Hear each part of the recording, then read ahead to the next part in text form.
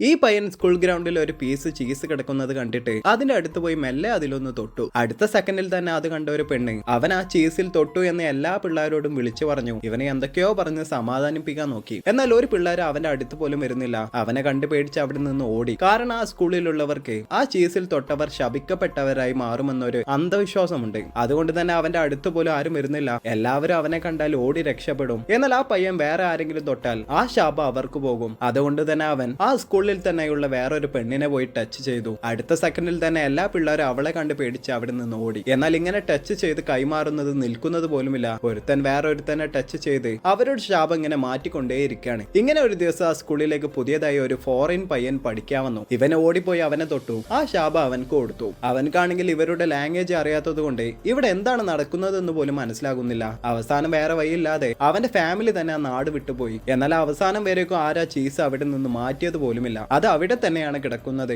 ഇത് തന്നെ ഒരു വർഷം കഴിഞ്ഞു. ഇപ്പൊ വേറെ ഒരു പയ്യൻ ആ ചീസ് കണ്ട് തൊടാൻ പോയതും തൊട്ടടുത്തുള്ള പയ്യൻ വേണ്ട അത് തുടരുത് എന്ന് പറഞ്ഞു. എന്നാൽ പെട്ടെന്ന് കുറച്ച് പുള്ളി പിള്ളേർ അങ്ങോട്ട് വന്നേ അതിലൊരു തന്നെ പിടിച്ചു വെച്ചു. ആ ചീസ് അവിടെ നിന്ന് എടുക്കാൻ പറഞ്ഞു. അത് തിന്നാൻ പറഞ്ഞു. അവനും വേറെ വഴിയില്ലാതെ പകുതി കഴിച്ചു. പോരാഞ്ഞിട്ട് മറ്റവനെ കൊണ്ട് അത് തീറ്റിക്കാൻ നോക്കി. എന്നാൽ അതിനുള്ളിൽ PT സർ അങ്ങോട്ട് വരുന്നത് കണ്ട് അവർ പേടിച്ച് അവിടെ നിന്ന് ഓടി. അതിനുശേഷം ബാക്കി സ്റ്റുഡൻസ് എല്ലാം അങ്ങോട്ട് വന്നേ ആ ചീസ് നീയാണോ കഴിച്ചതെന്ന് ചോദിച്ചതും തൊട്ടടുത്ത് നിന്നവനും അത് ഞാനാണ് കഴിച്ചതെന്ന് പറഞ്ഞു. നിങ്ങൾക്ക് ഇത്രയും കാലമായിട്ടുള്ള അന്ധവിശ്വാസം മാറ്റാൻ വേണ്ടിയാണ് ഞാൻ അങ്ങനെ ചെയ്തത് എന്ന് പറഞ്ഞു. എന്നാലോ പിള്ളേർ അവിടെ നിന്ന് ഓടി രക്ഷപ്പെട്ടു. അവസാനം അവനും ബാക്കി വന്ന ചീസ് വലിച്ചെറിഞ്ഞിട്ട് അവന്റെ ഫ്രണ്ട് നല്ല സന്തോഷമായി അവിടെ നിന്ന് പോയി.